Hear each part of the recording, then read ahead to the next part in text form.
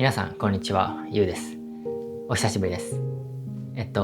最近沖縄から帰ってきて、でその後ね、伊豆大島にも行ったり、本当にいろんな撮影プロジェクトを進行しています。で僕がどんな撮影をしているのかっていうのも後々ね、皆さんにお見せできればいいなって思っているのと、あと沖縄の動画はもうすぐアップできると思うので楽しみにしてください。で今日は皆さんに僕の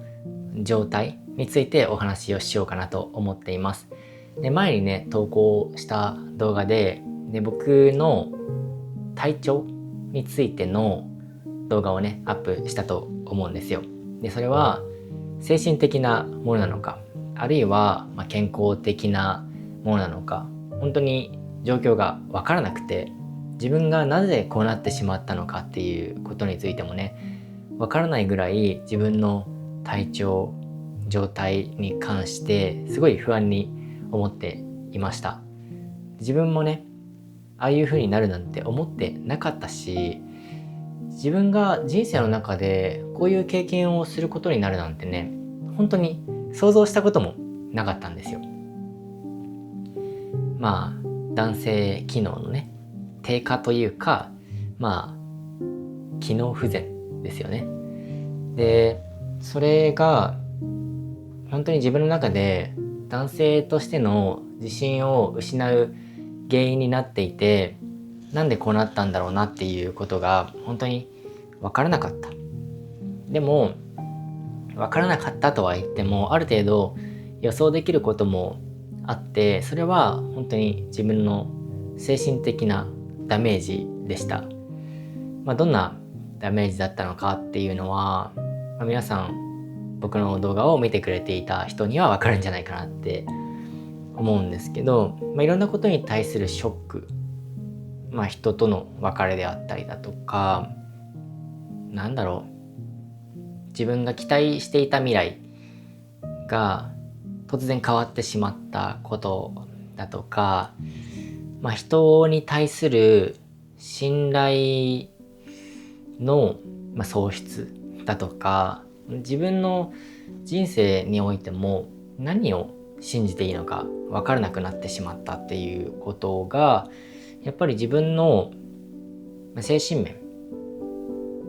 にすごい大きな影響を与えていたんじゃないかなと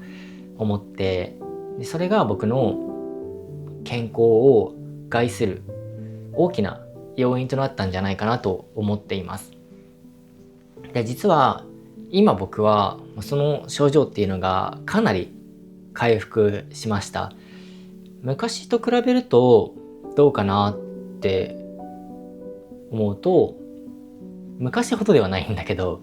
でもかなり改善されたんじゃないかなって思います。でその理由っていうのは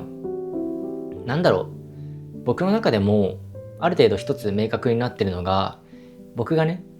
笑う回数が増えた。で僕が自分の心に従ってやりたいと思うことを楽しむことができた。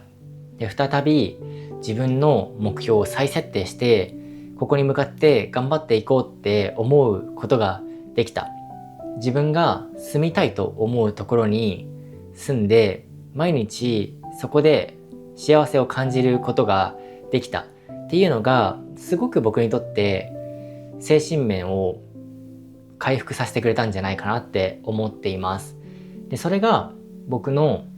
心の状態をね本当に良くすることができたんじゃないかなって思っています。やっぱり精神とか心の状態ってすごいね、自分の体に現れるんだなっていうことが、今回自分の経験を通して理解しました。だから例えばね、すごい鬱みたいになって落ち込んでいたら、いろんなことにいいパフォーマンスが出せないんじゃないかなって思うのは、自分の体の健康的な面からもすごい想像できることだなって思ったし、やっぱり何か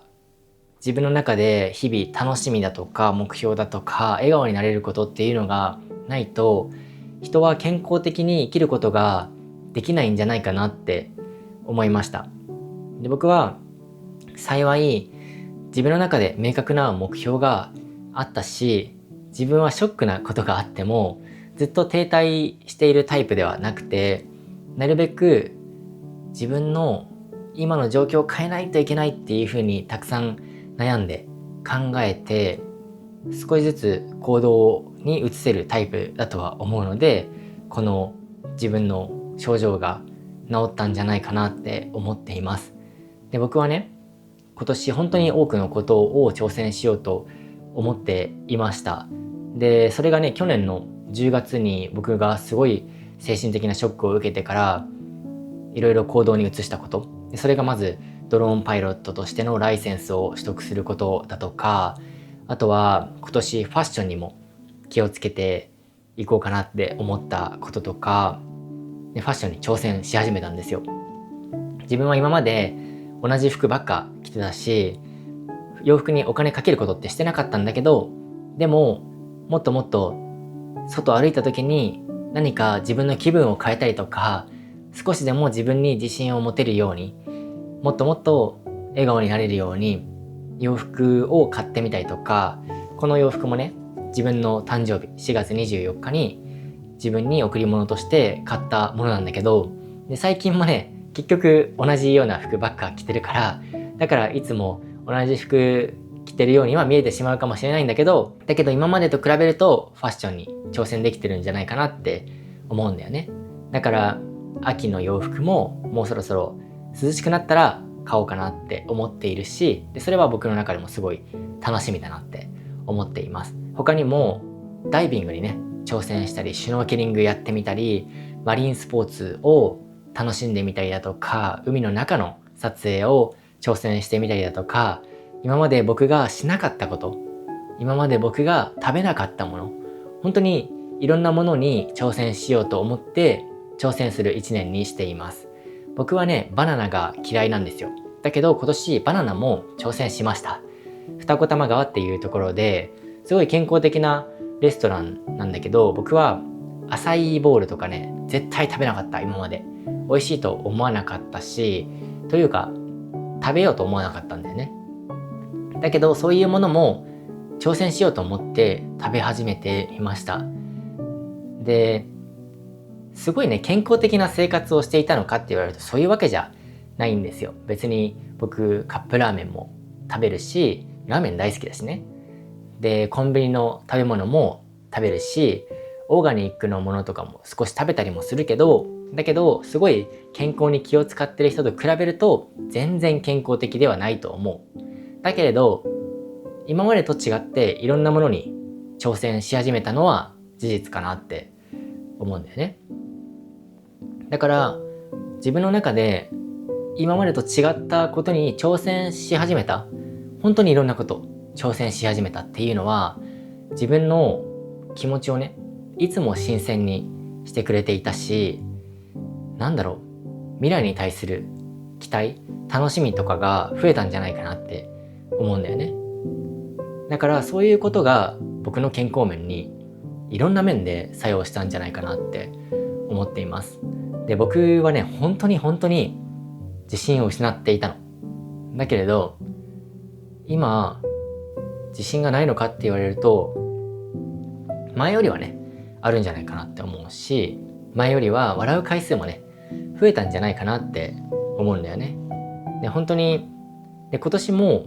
いろんなことまだ計画していることはあるし、いろんなとこに行きたいと思ってるの。鹿児島に行ったのも自分の中ではすごいいい経験だったし、北海道にね今年また行って野生生物の撮影とか、あとは自分のウェブサイト立ち上げてそこで皆さんに写真を販売したりとか、でそういうこともしようかなって思ってるから、だからそういう未来に対する期待、でそれがね今の僕にとっての本当に楽しみだなって思ってます。で、前に動画投稿した時に本当に多くの人がアドバイスをくれて、僕の精神的な面だとか、あとはこういう病院に行った方がいいとか、こういう食べ物を食べた方がいいとか、本当に多くの人がアドバイスをくれました。で、そのコメントすごいたくさん来て、全部読んで疲れちゃうぐらいたくさん読みました。でも、ね、皆さんのおかげでここまでね僕は立ち直ることができて、この健康状態もね治ってきたので、なので報告しなければいけないと思ってこのビデオを撮りました。前回は英語を喋っていたから理解しやすかったかもしれないんだけど、今回は僕の気持ちをね分かりやすくありのままに伝えたいなと思って日本語で喋っています。まあ英語がね苦手っていうのもあるんですけど、でも本当に皆さんにこの報告ができて本当に良かったなって思っています。で本当に皆さんのサポートのおかげでここまで来れたと思っているので、本当に皆さんありがとうございます。で今回のビデオはこれで終わりたいと思います。ではまた。